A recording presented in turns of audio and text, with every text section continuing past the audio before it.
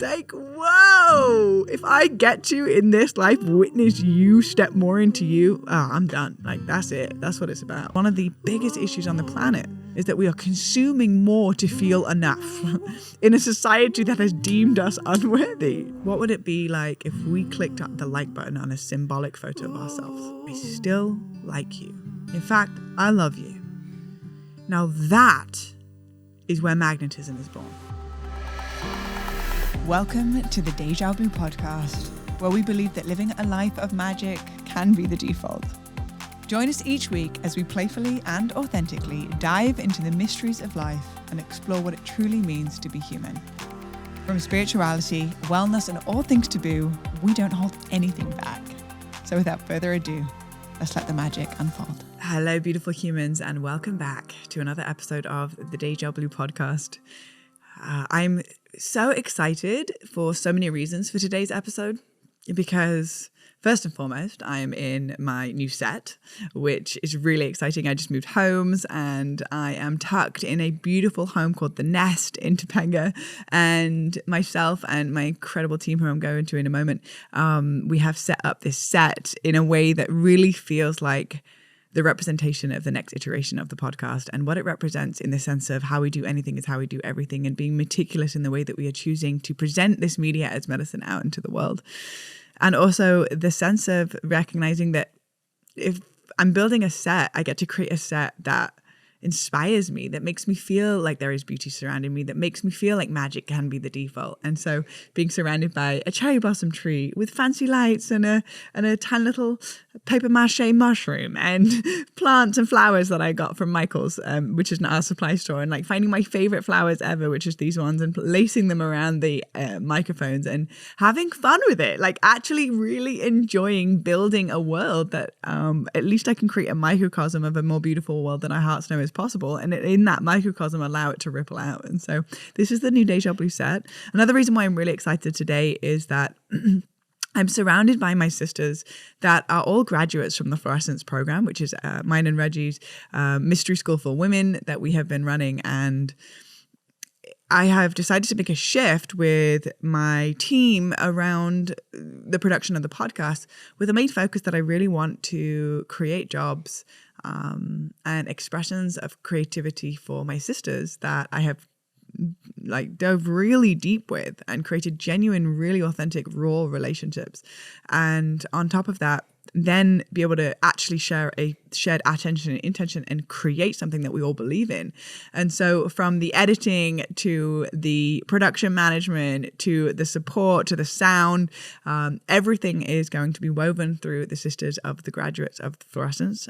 But also on top of that, just like my sisters, you know, like outside of all of that, my sisters, and we have each other's backs, and knowing that coming back to that point of how we do anything is how we do everything. This is genuinely being woven from all of the meticulous nature of the production of the podcast to it getting out into your ears, into your hearts, and the way that you watch it on YouTube. So that's another piece that I'm really, really excited about. We have Bernadette in the house, and we have Amy, and we've got Sammy in the house, and we've got Lily. And so they're all surrounding us right now as today's episode comes out. And in addition to that, another level of excitement that I'm feeling is that I've decided to do today in my sweats and what I would wear at home. And I didn't put any makeup on, just a little bit of tinted moisturizer on my old skin.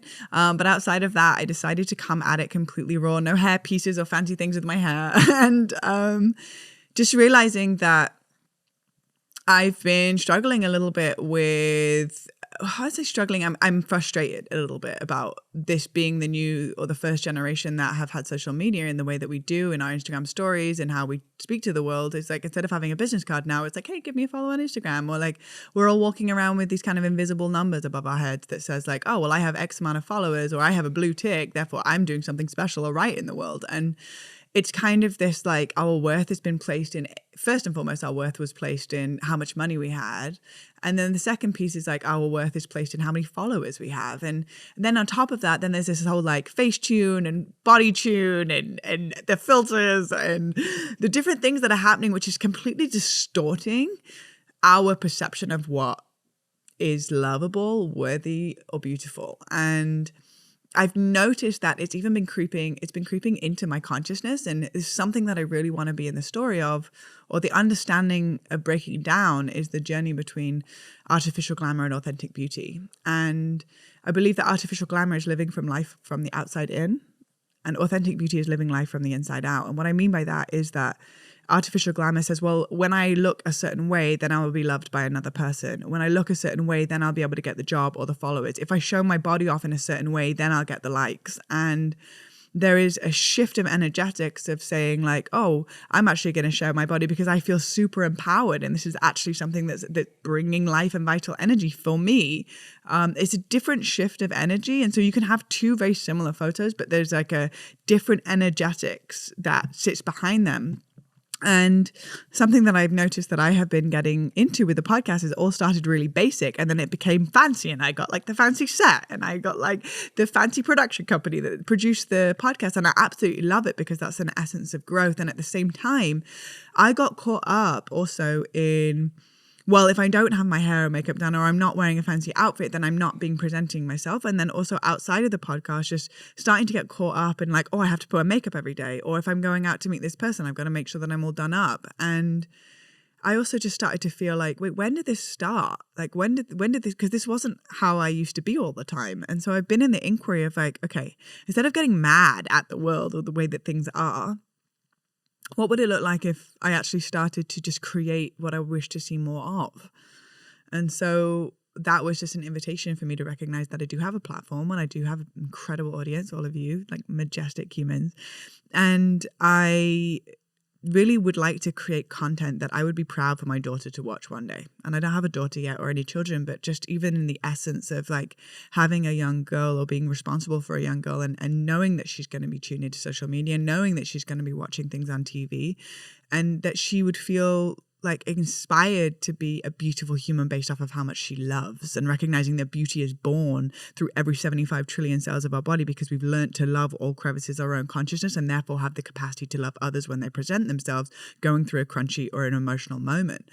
And I think that a lot of people, I've noticed like a few comments on my Instagram or YouTube is about, well, why do you have such beautiful people on your podcast? I feel like you don't have any ugly people on your podcast. And I think that I've had a very wide range of guests on my podcast, and from all walks of life, all different backgrounds, all different ethnicities, and different ways of perceiving the world. However, the one thing that they do all have in common is that they love as a default. And I think that actually starts to make us beautiful. It starts to pour vitality into every single fiber and cell of our being. And so it doesn't matter what flesh puppet physical being that you have been incarnated into.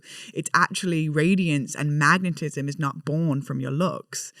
Magnetism is born from how much you truly love. And you can sit in a space and not say anything and be extremely magnetic because you filtered your internal reality to actually learn to love all aspects of yourself, or at least making that a devotional commitment as part of why you choose to weave in the world the way that you do.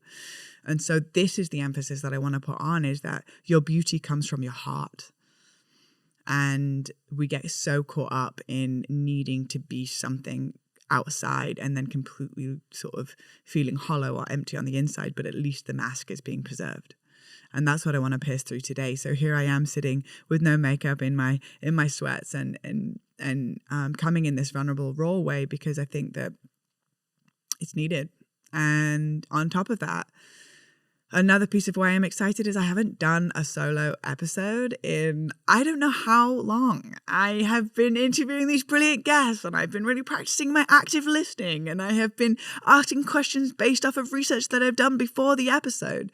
However, I too have been going through a crazy transformation alchemical process of my heart, my mind, my body, my soul, on all aspects, financially, sexually, multidimensionally, on all planes of my transformation and the evolution of who Blue is.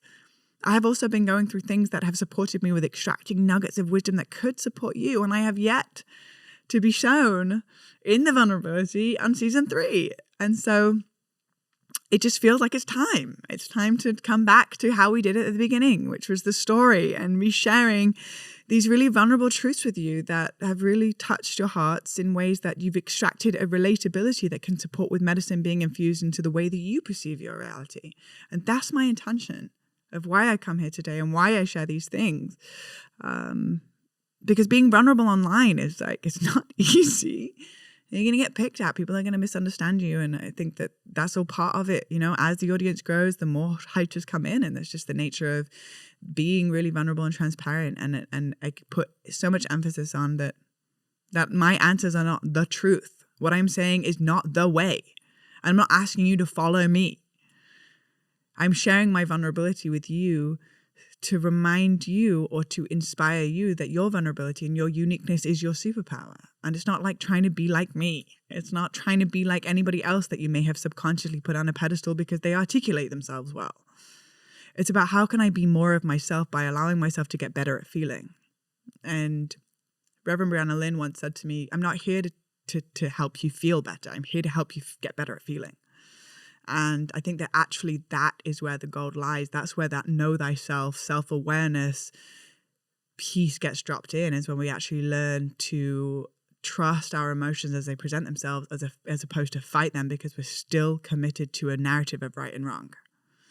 And so we're transcending the binary experience, taking the shame and the guilt off this human experience and recognizing that we're going to make mistakes, but we're only going to be redirected into a deeper level of self-awareness. And so there are no real mistakes. There's just opportunities for growth. And so it's already weird and strange enough to be human on this planet with everything that's going on. So what would it look like if we could actually just stop shaming ourselves for our own process at the same time? And instead of that shame, start to put a loving balm into those areas of our imperfections and recognize it's the imperfections that make us beautiful. And that's what true beauty means to me. So I have Amy that is sitting off the side of the podcast today, and she's got a whole onslaught of questions that she's devoted herself to last night, just like really sitting down with like not only just learning to know me over these last couple of weeks specifically, but being in the listening around things that I have said or stories that I have like just kind of like in passing just mentioned.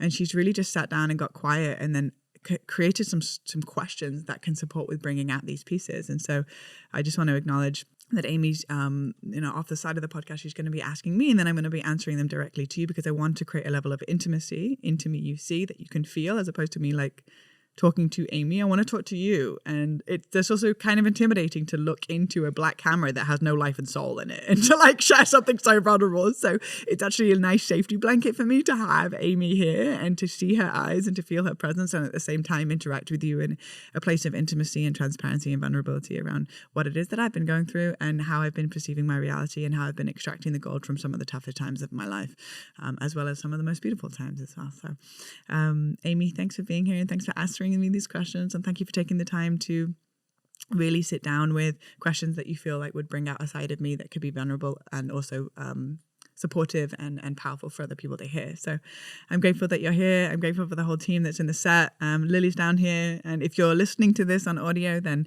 you can just get a painted image of what is happening. But if you're on YouTube and you can see me and my heart here in this moment. So alrighty, I think without further ado, we have our first question from Amy. Hello. Firstly, let's just come back to this gorgeous set. And I want to know from you what this set represents on a personal level, but also what does this new set represent for the Deja Blu podcast? So I mentioned this briefly in the intro. This set for me is an altar. And it's an altar of beauty and wonder and magic and curiosity, and recognizing that when I have guests come in here, I want them to feel like they can take a deep exhale and be held in a level of magic that we don't get to see on our everyday lives when we're out in the world and when we're doing our mundane moments, but to have a moment where it's a pocket or a window into something more beautiful, and to allow the set to be the frame for their artwork to really be shown. And I think that the frame is everything when it comes to allowing an artist to really shine. If we have a beautiful piece of artwork, but it's not got the right frame and it's kind of hiding, then we can't really feel the value of the artwork. But when that artwork's placed in a really beautiful frame, then all of a sudden the value of that artwork goes up exponentially. And so what felt like for me was a full creative blank slate to create a set that emanates an essence and a frequency of magic and joy and fluorescence and beauty and uniqueness, so that the artwork of the individual guest can come through. And also at the same time for me as well, to sit in their set and feel excited and illuminated when I do these podcasts, and inspired to share the depth of my heart and the depth of my listening with the world. When was the last time that you did a solo episode like this? What has changed since that point in time, and what hasn't changed? What stayed the same? I can't remember the last time. Oh, 1 second, Lily wants to come up. I can't remember the last time I did a solo episode. I think I tried to, I tried to do a solo episode at one point, and I was just sitting down to the camera and just talking, and it felt like there was a disconnect in intimacy, and I never released it. And it was the beginning of season 3. So it was quite a while ago. And before that, the last time I released a solo episode, I can't remember. So it's been a really long time. And I have shared on my Instagram of what it is that you want to hear from me, or what do you want to see from me?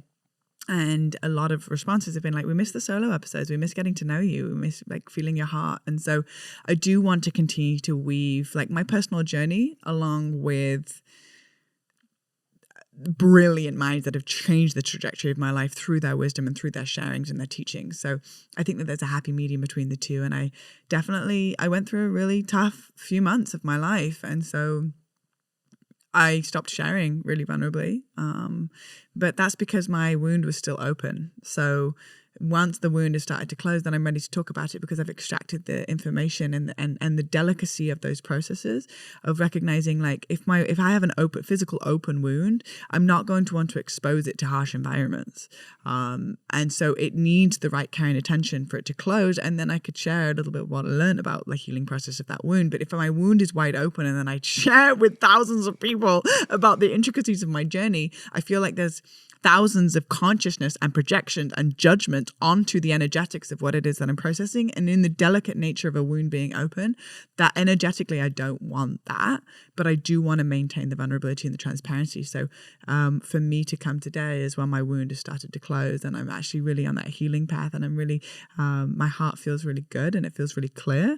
And now that's when I'm really ready to go into these pieces. Well, that leads on perfectly to the next question, because you do often talk about the fact that you're human, like everybody else on this planet, and you have sadness and struggles. But with the social media climate that we live in, you know, we don't put the camera on and share when we're in those crunchy moments. They're private, deep, heartfelt moments.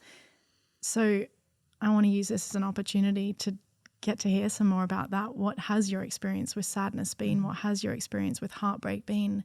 And how have you navigated through that and remain true to yourself and continue to come home to yourself through that process?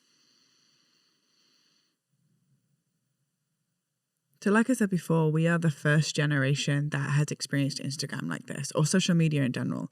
We're the first generation that has Instagram stories, to the point, even like when one's healing, say for example with an ex-boyfriend, and all of a sudden now, through a click of a button, I can find out what he's doing. Through the click of a button, I can find out who he's hanging out with. From a click of a button, I can find out where my friends are at his house. So like, and it's really challenging for the healing process, because it's like out of sight, out of mind, in the sense of like, I can heal when I'm doing my own thing and being present. But what's so annoying is like tuning into Instagram and feeling like every time I see it, someone scratched the scab and it reopened. And it's like, how can one heal if you're constantly scratching the scab? And so it's a really interesting dance and balance of, I mean, multiple levels. But first and foremost, Instagram is such a potent way of communicating to, 12,000 people are watching my Instagram stories. I can sit in the comfort of my own room and broadcast a message to 12,000 people. Never in my life and never on this planet have we seen this ability to broadcast in such a short period of time. If you're a celebrity and you've been performing, you got a record deal and you're on tour, there's 12,000 people in the venue. Okay, then you could broadcast to 12,000 people. If you're a public speaker and you've set up a conference and you're at the conference center and you're sharing a message to 12,000 people in one room, That was like a whole shebang. It was a whole production. You had to have funding and you had to have backup of support to be able to share this message in this way. You had to have mics and audio and cameras set up, and it was a whole thing. It's a whole production. Now I can literally lay in my bed, good morning, y'all. I'm just gonna drink my coffee and I'm gonna send a message to 12,000 people. I don't think I've even fully realized the responsibility that comes with that, of recognizing that we have become the media now. Like, people aren't waking up and turning the news on. I don't know a single person in my friend circle. Listen, I live in a bubble because I've like specifically surrounded myself with people with like-minded individuals. However, I don't know a single person that owns a TV. I definitely don't know a single person. Well, I know a couple of people that own a TV. They just watch Netflix. Like, no one uses their television to watch the news anymore. No one wants to sit around, no one being in my peripheral view, wants to sit around and to turn on the news and just to marinate in negativity for hours. Like, it's not what we really do anymore. Yet there's still that desire to want to know what's going on. So people wake up, depending on what their morning flow is for the most part, and then watch Instagram stories. So I've learned a lot about the news or what's going on in world events based off of what I've seen in other people's stories, not based off of what I'm looking at the news. Okay, so now if what is being focused into my awareness is other people's expression of their lives, if they were using filters or not. The filters are really realistic these days, so it's really tough to say if that's actually what their skin is like, if that's actually what their nose is like, or if that's actually what their lips are like, because there are filters that look identical to them, but in a way that's just slightly tweaked so that they look like having a really good day after 7 days of fasting, and like they're like really on fire, but like they may actually not even have mascara on, or like, because it's difficult to tell what is real and what is not real anymore. And so we're kind of swimming in this sea of distortion. And on top of that, most people will only share their highlight reel. So then, for example, I'm going through Heartbreak. I'm day 4 of not leaving my room. I haven't washed. I'm in my sweats. And I'm looking at other people's highlight reels of, and now I'm going to the gym, and now I'm doing this, and now I'm doing that, and now I'm creating this next thing. And so all of a sudden I'm filled with existential dread that I'm not doing enough. I should be more productive. My process is not okay. I should be more beautiful. I need to care more about my skincare routine. I need to care more about what clothes I'm wearing. I need to care more about how much I'm exercising. Like, there's this constant critic that comes with this platform. So yes, it's powerful because you can spread a message like so easily, effortlessly, just blast it out. And there are more people than I know. I mean, every woman that I talk to right now is going through inadequacy or unworthiness. I don't know a single woman that is not feeling inadequate or unworthy or not as beautiful as they could be. I don't know a single woman that is completely 1000% content with who they are in this moment without it needing to be anything different. There's always something that is chipping away. And I say women specifically because I'm surrounded by women all the time. I work with women in the business. I am not outcasting men. Just because I talk about women doesn't mean men are less than. It's just that where my focus of I can only speak from the way that I'm perceiving reality, and what I'm perceiving reality is that I'm surrounded by women right now. 'Tis the season for sisterhood in my life. So this is where I can really speak into. 75% of my audience on Instagram are women. I didn't make that statistic. That just happened. So this is showing me the niche of what is magnetized and drawn towards me. So with that being said, if I'm waking up in the morning, 10,000 people are watching my Instagram stories and I'm sharing a message. What is the message? Is the message a filtered perception of me only sharing my highlight reel? Or is the message also like, oh my goodness, I'm sad. I've been sad for months. I'm going through a heartbreak. Or I'm happy and this is like genuinely authentic to me. But I can tell you right now, I feel better when I feel the authenticity in another person when they share online than when they share with me their position in the mirror that's like with the right lighting and it can look like they've been working out. I did an example of that the other day. I felt really bloated and I felt like I was like 6 months pregnant. My belly was like really far out and I was like, what is happening? And I took a photo of me fully bloated, just like out breathing, just like doing the normal thing of whatever is most alive, which was just seemed to be happening that I had swallowed a giant baby. And in the same, like within 30 seconds, I took another photo and I sucked in and I positioned myself in a way that the lighting hit me right. And all of a sudden I looked like I'd been working out for 2 years and I'd gone through this massive transformation, and it was literally down to my breath, lighting, and position. And so what is happening is people are scrolling through Gram and then they're like, seeing this image of the right lighting in this right position and then going, oh my God, I don't look like that. I can't get there. I'm having a really hard time with my mental health. And for some reason, I'm finding so much comfort in eating that I can't shed the weight right now. And I feel so much less than because I'm seeing this person that just wants my attention because they're also seeking validation.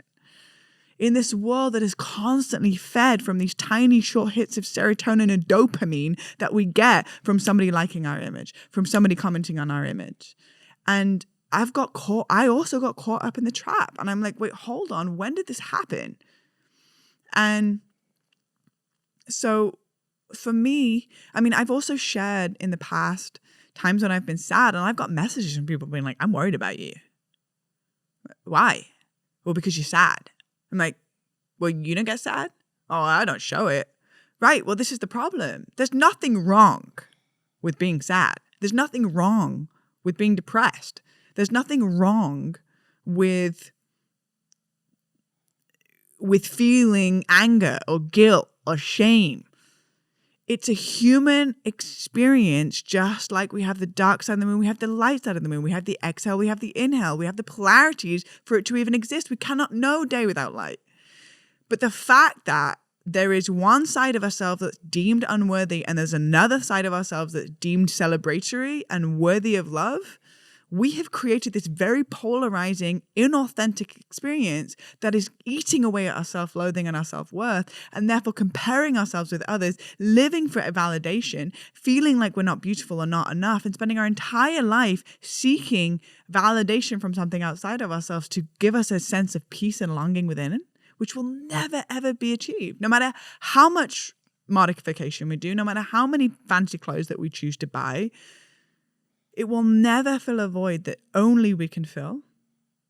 And I find that actually that void can be filled in the moments of silence. In the moments when there is no external stimulus coming from the outside. And in those moments where we start to validate ourselves. What would it be like if we clicked up the like button on a symbolic photo of ourselves in our minds? You know what? I like you. No makeup, sweatpants, haven't worked out for a month, feeling a little bit crunchy. I still like you. In fact, I love you. Now that is where magnetism is born.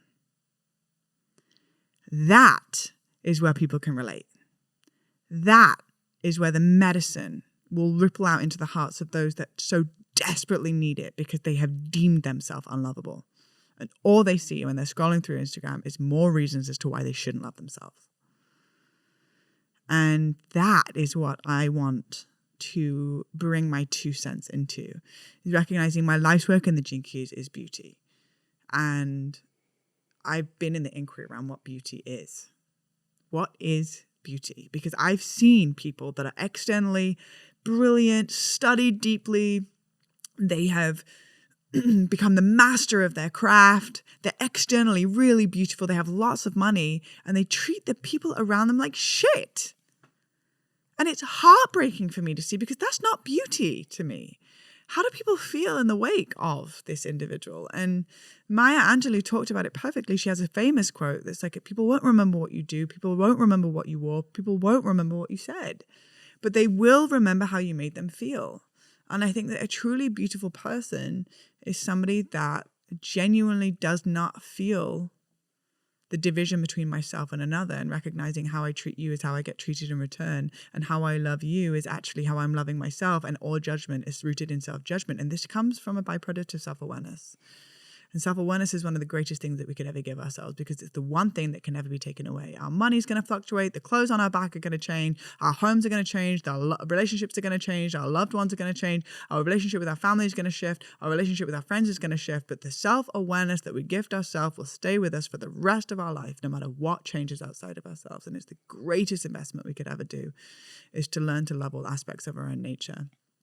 So I think that this is important that we continue to speak into it. And I'm really not coming from a place that I have all of this figured out.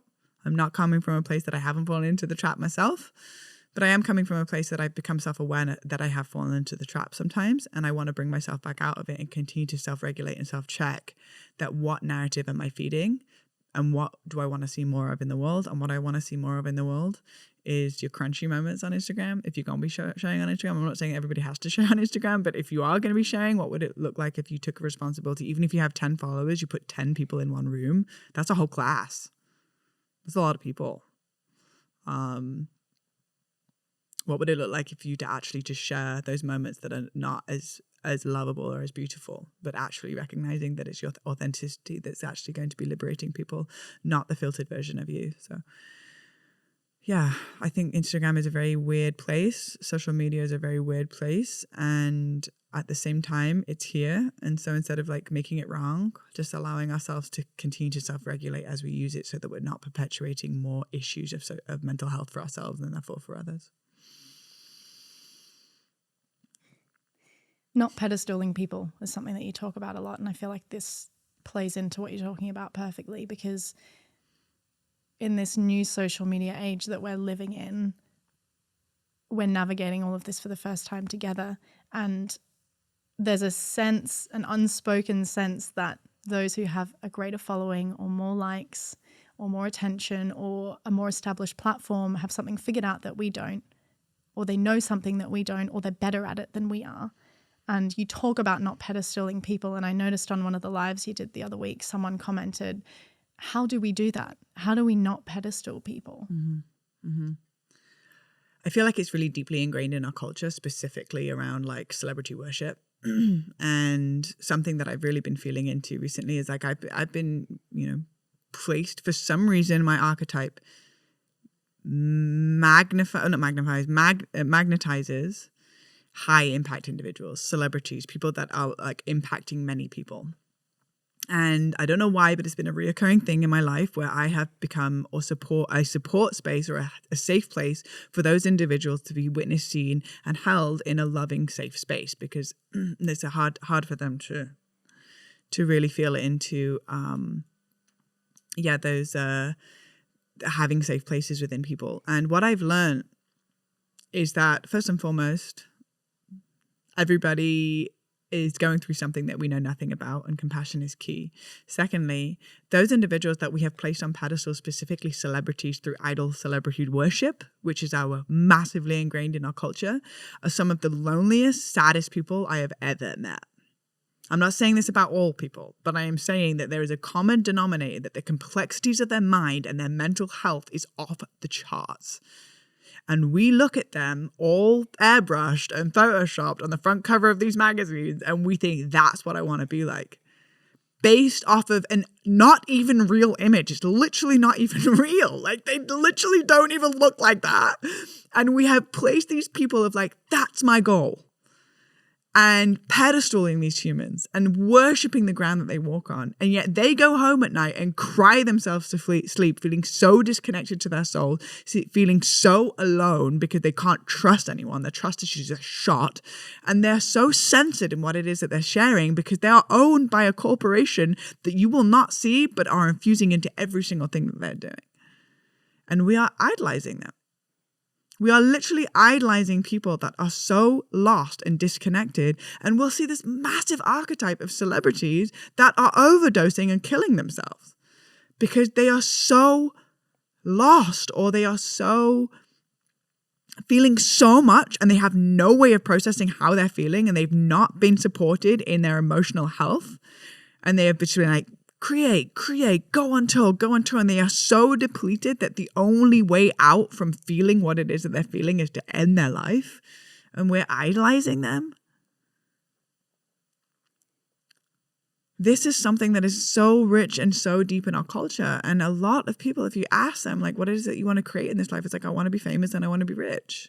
Welcome to Los Angeles. Everybody moves here so that they could be something. And for the most part. And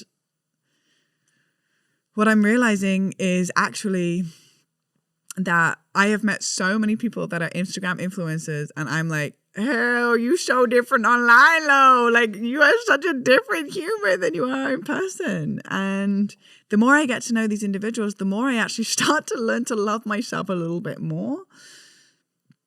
Because the second we pedestal someone is the second we give our power away, saying that they have something that we don't, which is bullshit. I call bullshit on that. You are embodied in a quantum computer that could never be made by man, that is so unique. It's your own fingerprint. There's something that you can do that nobody else can do on this planet. There's something that you bring to this planet, and there is a service that nobody else can replace. And the second that you pedestal someone is the second that you say that you don't have that thing, that they have it. And it's the second you're having a conversation with the universe saying that I am giving all of my power away because there's somebody better than me, there's somebody more established than me, there's somebody that's doing something that I'm not doing because they have a fucking blue tick on Instagram. That blue tick is bullshit. It's some weird ass hierarchy system that says that this person's more important than you. Bullshit. That person is not more important than you just because they have a blue tick and they have a really great filter that makes their life look peachy. That person's shit still stinks. Bad. Especially when they've eaten too much Mexican food the night before. You know what I mean? Like, we've got to realize that the second we pedestal is the second that we give our power away. And I've noticed that people will pedestal me.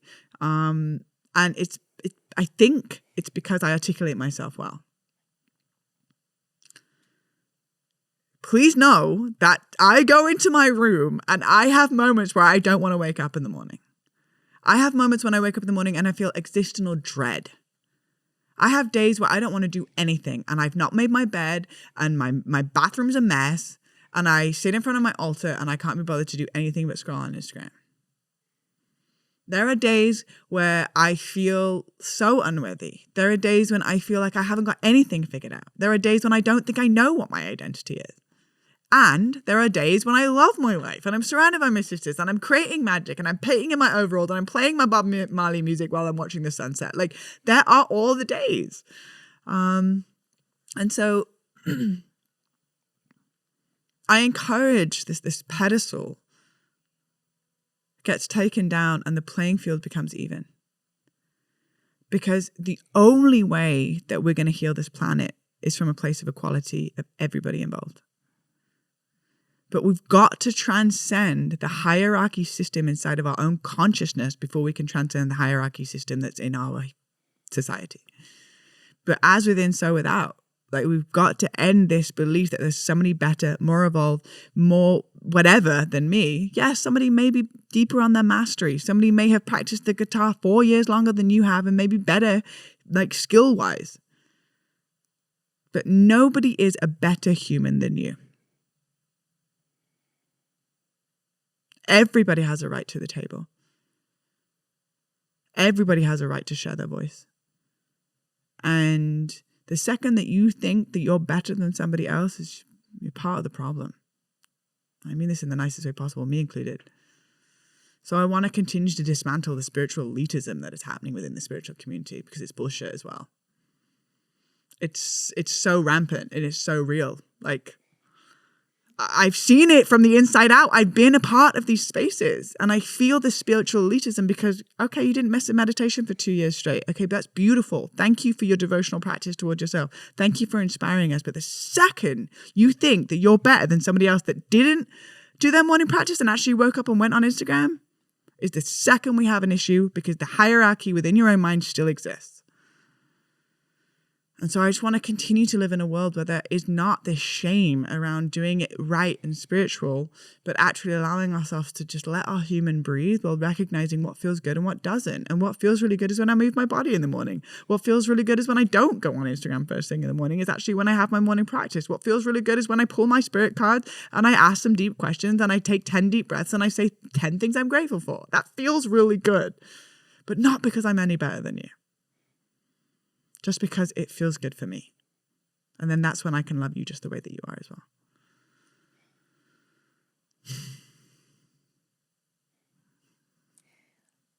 I want to ask about reclaiming your power as a woman. And I feel like it's also really important for men to hear and really receive your take on what it means to reclaim your power as a woman, as well as for other women to hear and absorb what they can to help embody reclaiming their power for themselves in whatever way that looks like, more from an energetic standpoint and from an embodied standpoint rather than an outward facing viewpoint. Yeah, it's all under the same umbrella and the same theme. What does it mean to reclaim our power? We hear this a lot. It's like, reclaim your power, step back into your throne. It's like, okay, how? And I think that for me, there is no destination with that. It's a journey for forever, and it will continue to be. It's like reclaiming my power. What does that mean? Well, first and foremost, where in my life do I believe somebody else's perception of me over my own perception of me? Where in my life am I constantly seeking validation from other people for my presence being worthy in the space? And one of the questions that I really had to ask myself with my hearing decreasing was when I was no longer hearing what was going on in the space, when I was sitting at a table and I'm sitting around power players and they're all chatting and they're going back and forth. And I can't hear what's going on. And yet there's part of me that needs to prove my worth in this space. So I need to perform or give something or say something brilliant so that people know I'm fabulous. And I can't hear what's going on. I had to come and face off eye to eye with the question, is my presence alone enough? And at the time, the answer was no. And so that's the journey of me reclaiming my power. Is that actually some of the most powerful people I know are the ones that don't say anything in the space. That just listen. They don't have anything to prove. They have no one to impress. They've got no people pleaser energy because they've gone on the journey of asking themselves, is my presence alone enough? And I could probably guess that most people listening to this, if you ask yourself that question, the answer is no. I need to be performing. I need to be doing something. I need to be achieving more. I need to have more money. I need to have better clothes. I need to have a smarter answer. I need to articulate myself more. And it's this constant consumerism that has linked into our minds that says, if I'm not inherently enough, then if I get this X, Y, and Z, then I will be more of. And that is a never-ending hamster wheel of consumerism, which is one of the biggest issues on the planet. Is that we are consuming more to feel enough in a society that has deemed us unworthy. And so all of us, we enter into a public space, everyone's worried about themselves. No one's thinking about you. No one's thinking about you. They're thinking about themselves. They're like, go into a space and they're like, oh God, am I wearing the right thing? Am I saying enough thing? Am I talking to the right people? Oh my gosh, am I talking loud enough? Can I hear everyone? Me. Self-obsession is one of the biggest diseases on the planet, specifically in the United States. We're obsessed with ourselves. Fam!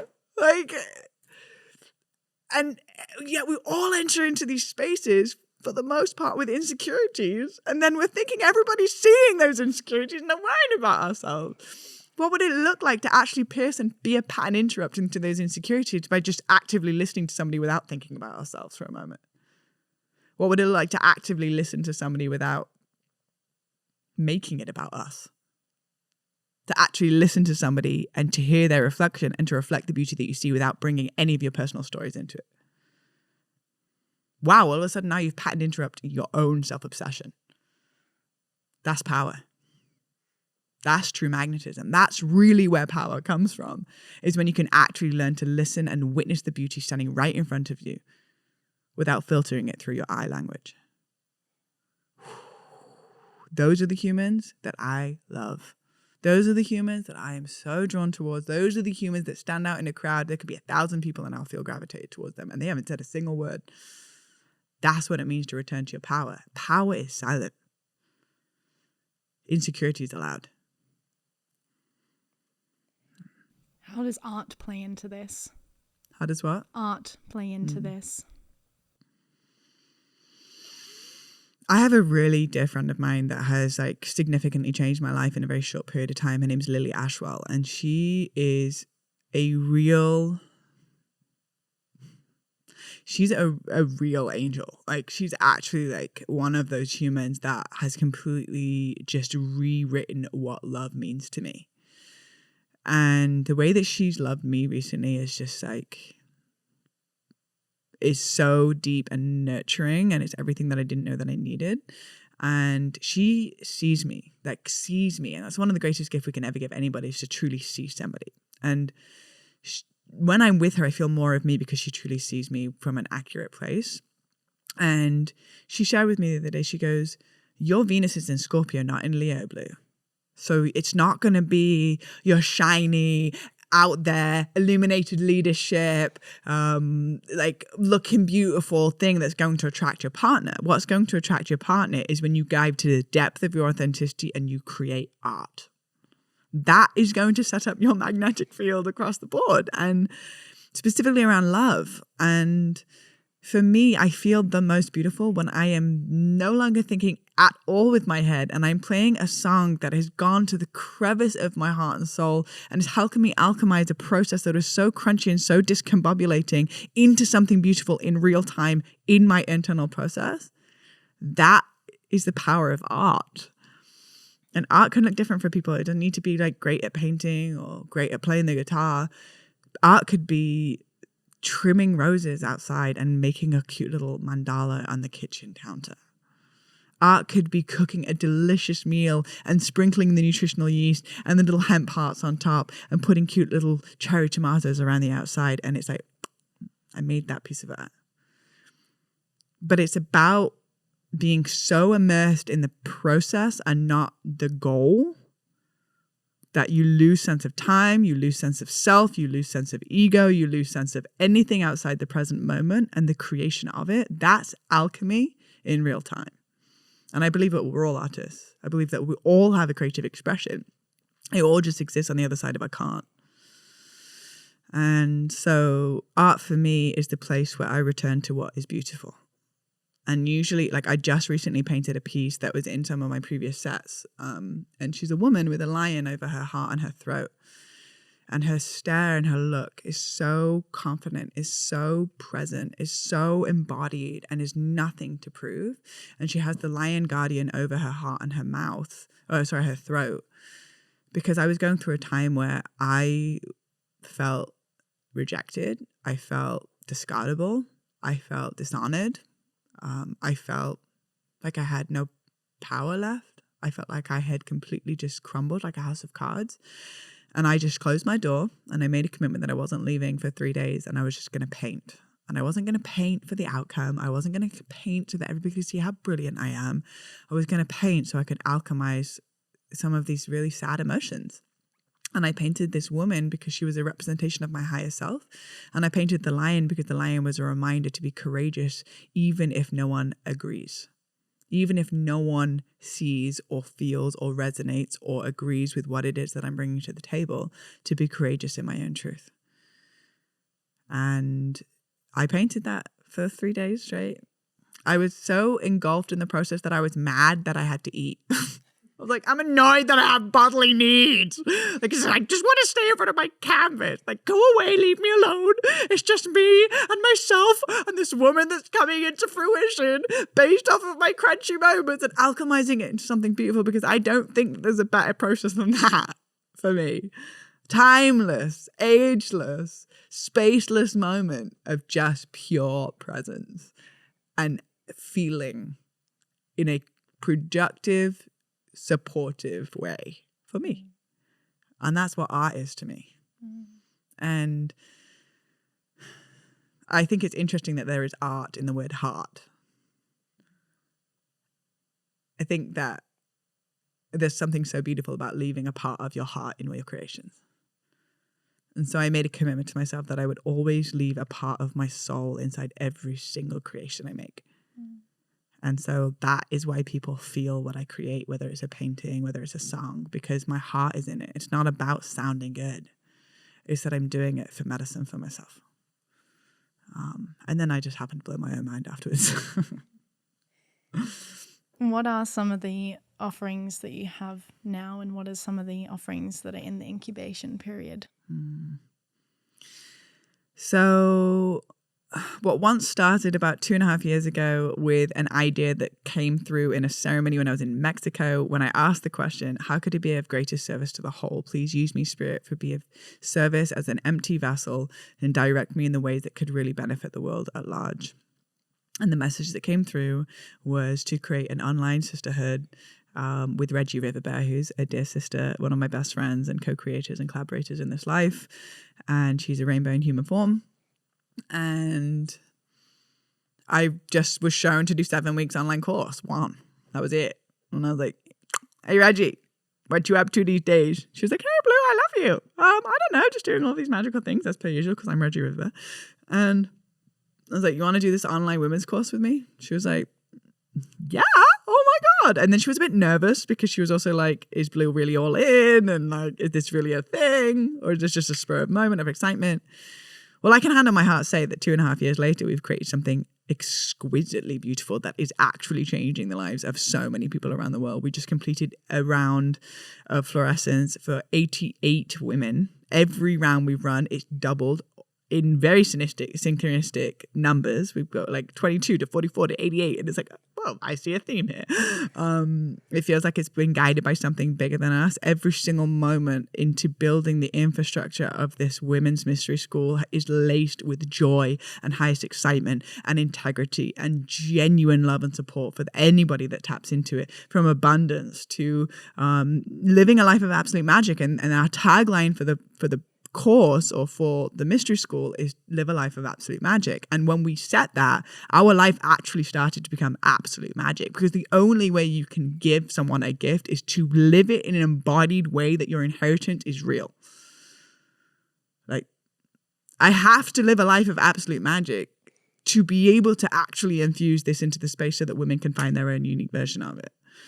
And same with Reggie. And so we've gone through this 2.5-year journey of building Florescence, and we've now onboarded.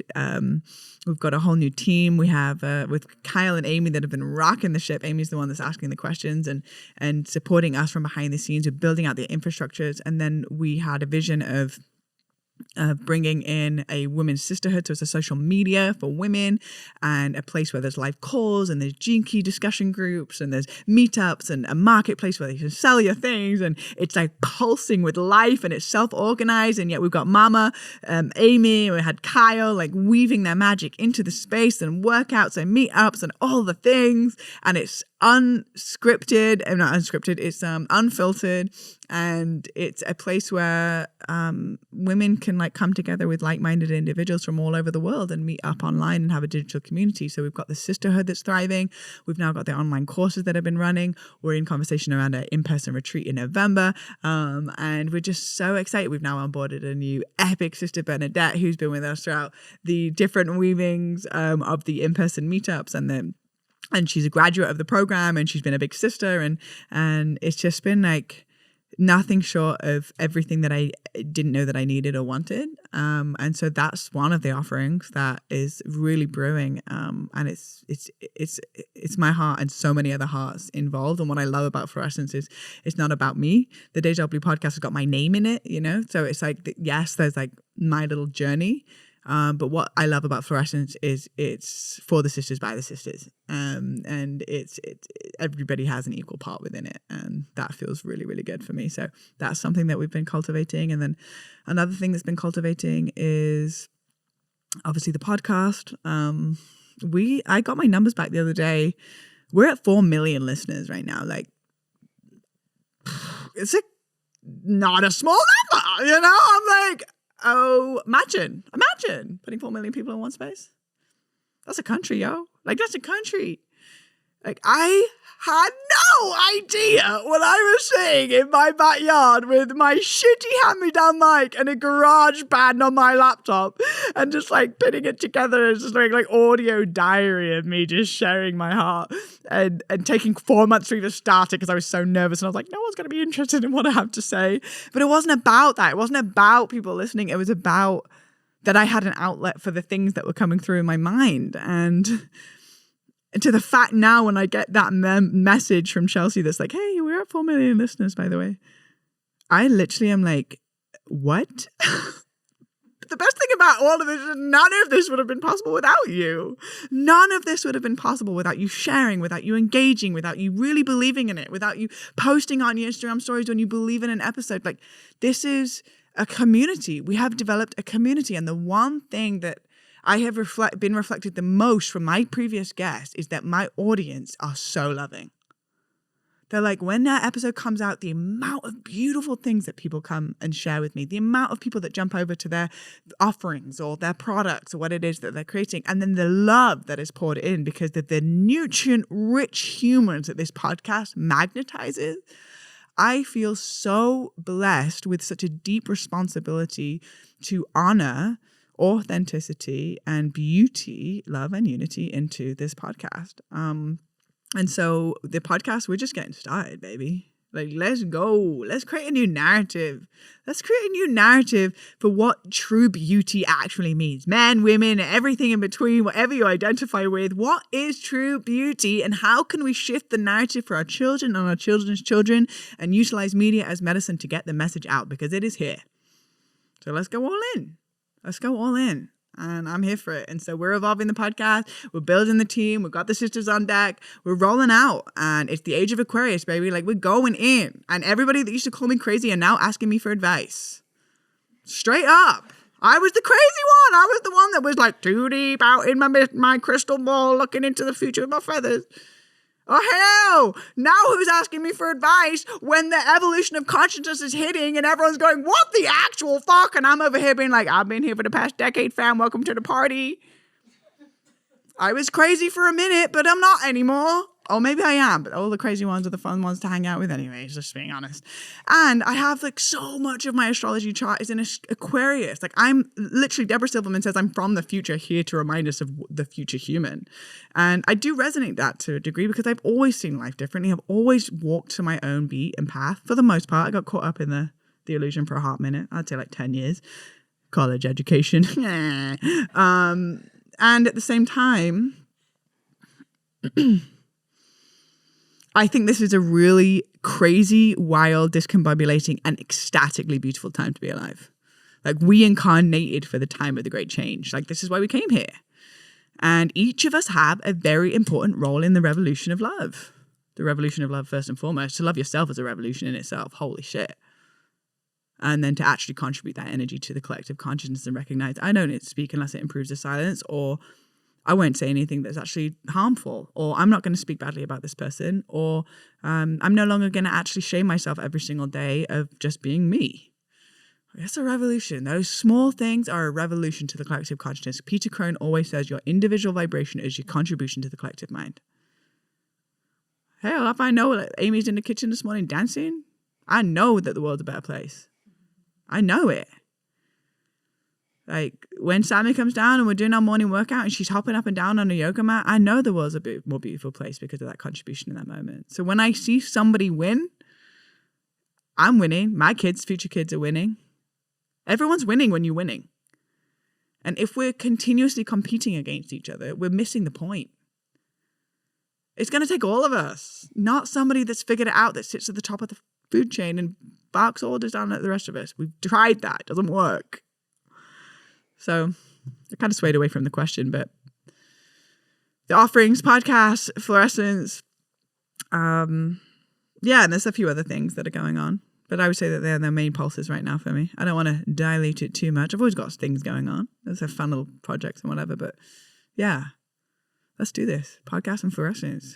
Yeah. And P.S., the podcast and Florescence are merging as partners. Mm-hmm. Like, they have been separate entities. The podcast has funneled Florescence. The podcast has brought pretty much 99.9% of the audience into Florescence.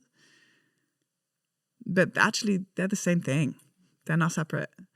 And that's what my declaration with having the team of Florescence graduates as the Deja Blu podcast team now. Feels really good to me. Leading on from a little bit about what you said from the astrology, your planets, the planet, as the final question, what do you feel is happening on the planet right now? And what is one channeled thing that if we all pointed our attention and intention towards could make a really impactful shift on the planet right now?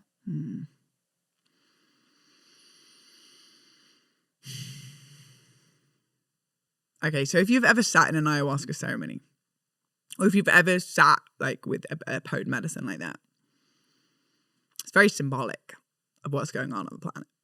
And what I would say is the typical archetypal journey, and of course, every single unique ceremony is very different. Just like every single human is very different. We're all going to perceive the medicine in different ways. There is a typical arc where there's like a drinking the medicine, like a nausea and uncomfortability, like and then all of a sudden, like the feelings of like everything that's not in alignment, every area that I wasn't in integrity, every like uncomfortability within my body, nausea, like start to vomit, poop, whatever it is, right? There's a purge that happens, a purge of the unnecessary. After the purge of the unnecessary, then we actually start going into the rebirth or the rewriting of a new story and the potential. Then there's an integration of that piece.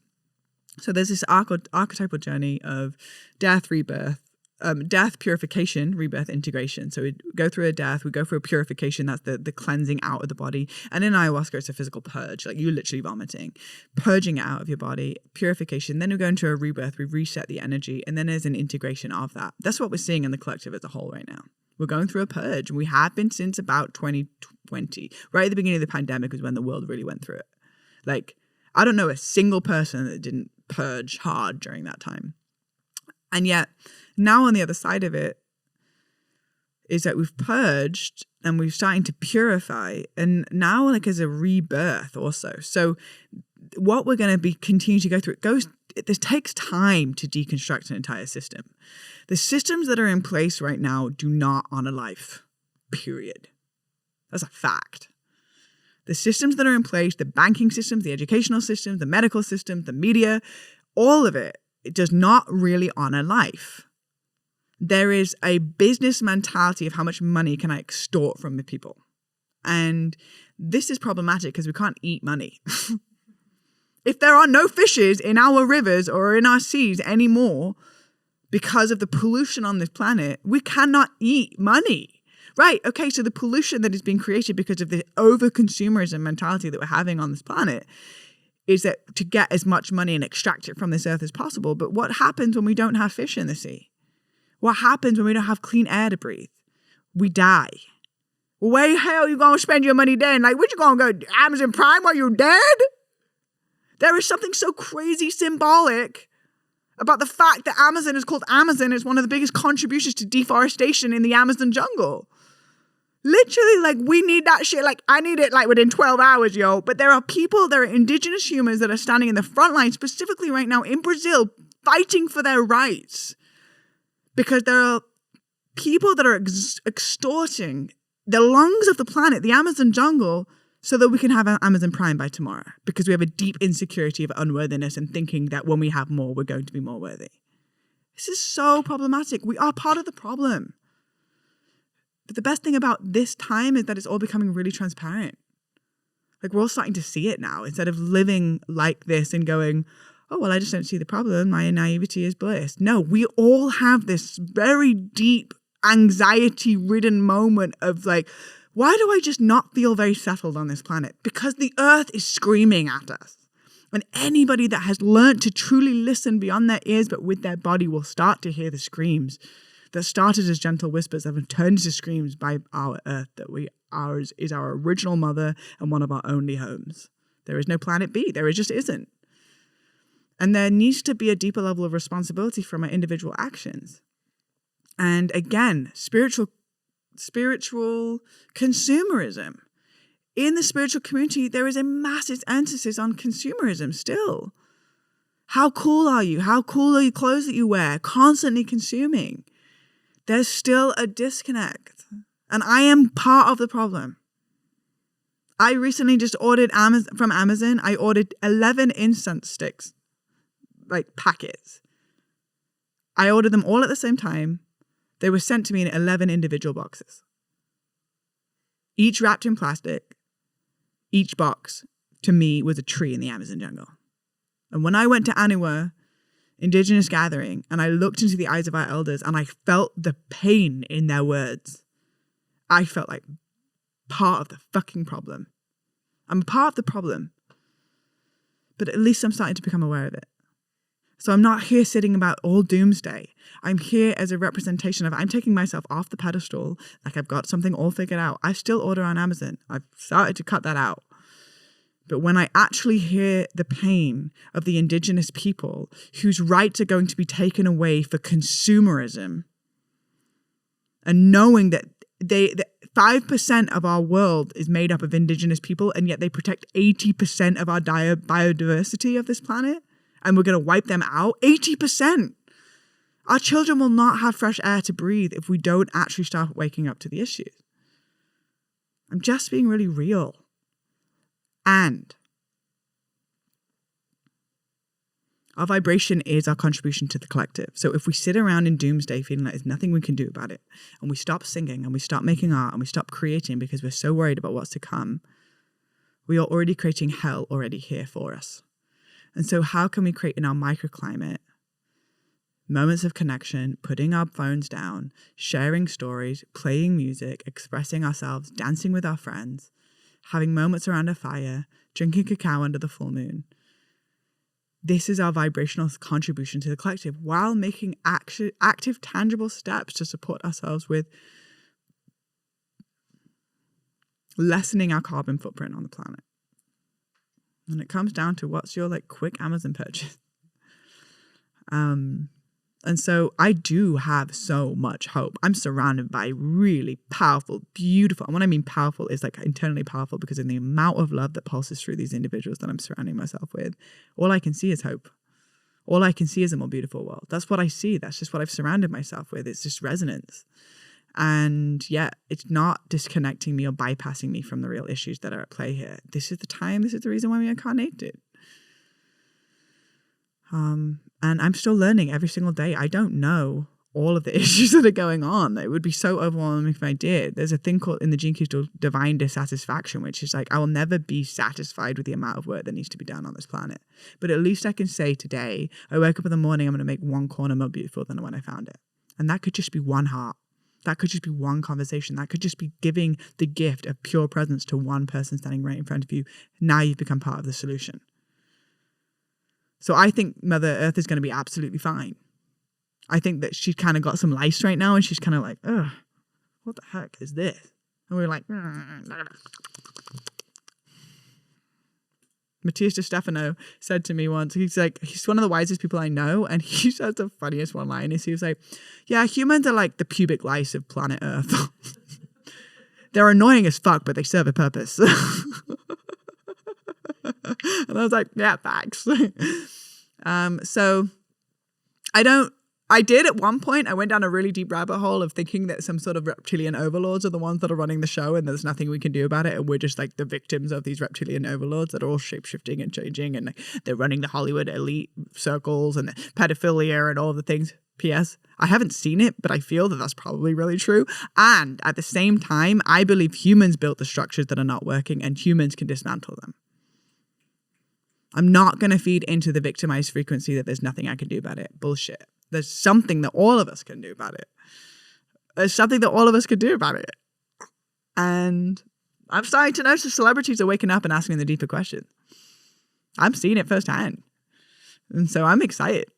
I'm excited about what's to come. And I'm also deeply in the empathy that I live a very privileged lifestyle. I live in a first world country. I'm not in this survival mode frequency, which the majority of the planet are. And so these kind of shifts are going to be very impactful for those that do not have natural resources. Yeah. And there's got to be a lot of empathy around that too. Because I have a very privileged reality in comparison to the majority of the planet. So what I'm speaking into is I'm excited for truth to reign, but anything rotten at the foundation of society has to come up and out. It just has to by the nature of evolution. And that's going to be a really gnarly time. And this is when that my home comes from my center and from my breath, not from my external things. This is going to be a time where that's going to be a very helpful tool to have.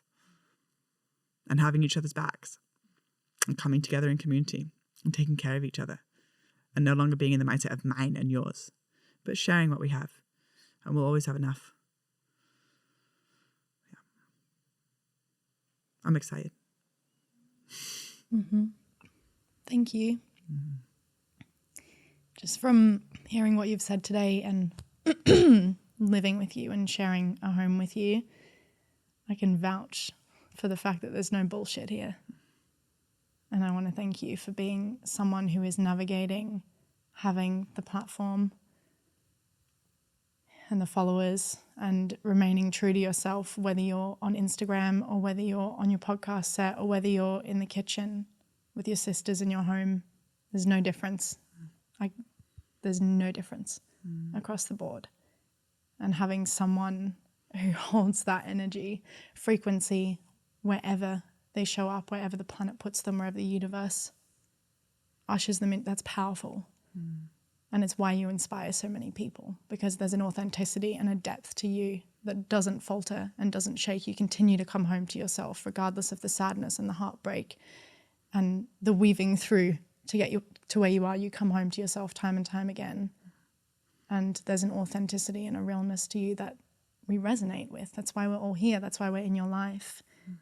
And that's why you call in people who are also authentic and they don't want the bullshit. That's why the listeners are on the same wavelength. We don't want the bullshit. We want what's real. We want the truth.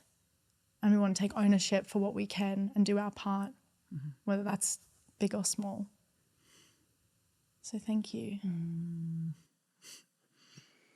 Thank you. Thank you for that reflection. I feel a deep level of responsibility to be true in every moment because the world's starving for it. And yet we all have it. We all have it within our beings. And it just requires an example, I guess. And it's an honor to have this platform. It's an honor to witness it continue to grow. It's an honor to go out in the public and to have people come up to me and like hug me and look at me in the eye and tell me that this podcast has changed the entire course of their life. Like, it's the biggest responsibility and the biggest honor. And I don't take that lightly. And I didn't ask for this. This was not something that I knew I was going to walk into, but it's here now. And yeah, how I love you, how I love any of you is how I love myself and how I love the world and how I love my children and how I love my husband or how I love my partner or how I love my family. There can't be a difference. And so I think that the best thing that we can do is do our best to love. Know that we're going to trip up sometimes. That's perfect. That's part of it. That's where growth comes from. And the ones that are the greatest leaders that I've met are the ones that have learned to die well before they physically die, but the death of the ego or the identity that's been projected on them since the moment they were born. It's a constant shedding. But we've been here since we were born and we'll be here till we take our last breath. And so we're just continuing to step as close as we can to authentic truth as possible, over and over and over and over and over again.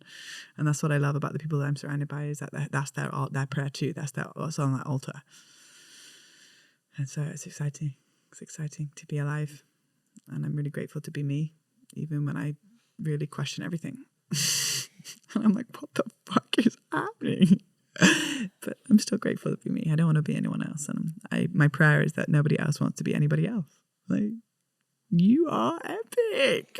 You are a miracle. You can do something that no one else can. Like, whoa. If I get to, in this life, witness you step more into you, I'm done. Like, that's it. That's what it's about. Oh, so thanks for that reflection. Appreciate it. It's okay. So close out with a song? Yeah. Yeah. All right, so I wrote this song, the actual lyrics at in the chorus, I extracted from a song that somebody sent me a long time ago. And the original song is called Isn't It Strange, I think. And I kind of made my own version around it and added some words and just added my whole own flavor to it. But I've been singing this since I have been experiencing like pretty sad heartbreak. And this is something that for me is helping me to alchemize a really challenging process into something beautiful. And it's really vulnerable for me to sing without my hearing aids because I've become a little bit codependent on them when it comes to hearing my voice when I sing. There's already a vulnerability in singing in general in public. There's another vulnerability of not hearing everything you're singing in public and then just doing it on a podcast with a brand new song that I've literally played, I don't know, 6 times total. But in the nature of this podcast, like it's no makeup and it's cozy and it's just like sharing vulnerably. It feels on brand to share this song in its early days. It's not complete. It's not finished. Like there's still layers that want to be added into it, but it's evolving with me as I evolve through this process. And so I'm going to share it with you tonight.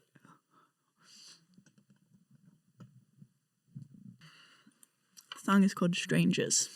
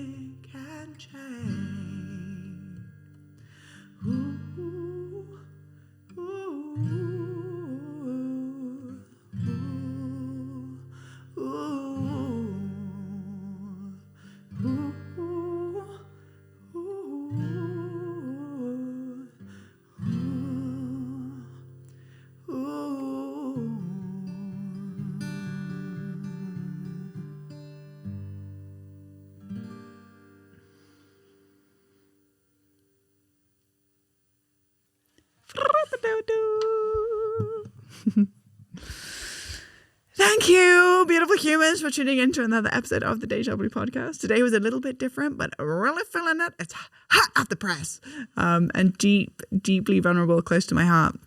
So if you resonate with today's episode, then you know the drill. Go ahead and share it on your Instagram stories. Go share it with your audience and your platform. Pass it on to anyone you think that could really resonate and benefit from this message. We are the bluebirds, and I've always talked about how the bluebirds are not my birds, but it's a representation of beauty, love, and unity. Those individuals that are down to fly sovereignly and yet together as the flock of birds that are spreading a message of beauty, love, and unity across this globe. So I'm so grateful to each and every one of you. None of this would be possible without you.